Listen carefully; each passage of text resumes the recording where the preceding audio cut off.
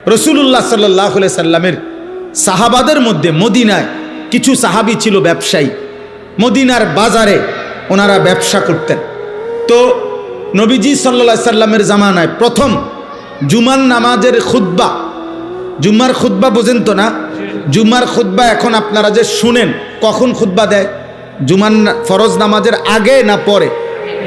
আর ঈদের নামাজের খুতবা দেয় কখন? পরে। এ আগে প্রথম জুমার খুতবাও দিত, পরে।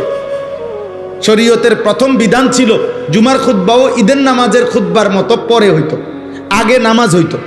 বুঝছেন নি? তো একদিন রাসূলুল্লাহ সাল্লাল্লাহু আলাইহি সাল্লাম এরকম জুমার নামাজ পড়াইছেন, এখন শুধু খুতবা দিতে দাঁড়াইছে, নামাজ শেষ, সাহাবায়ে কেরাম সামনে বসা। ঠিক এই সময় বাজারের মধ্যে বড় বাঁশি দিয়া ফু দিয়েছে। তখনকার সময় নিয়ম ছিল পাইকারি মাল যে দিত, ওই পাইকার ওই যেদিন আসতো মাল নিয়া, যেই টাইমে ও একটা ফু দিত, বাঁশি ফু।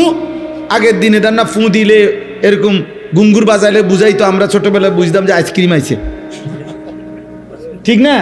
কত ওষুধের আরে বোতল, সিরাপ, আগে তো সিরাপ বেশি আছিল, আনাম আব্বা আনছে মাত্র, খাইতো ওষুধ, এইটি ফালাই দিয়া এগুলা দিয়ে আইসক্রিম খাইয়ে লাইছি কত।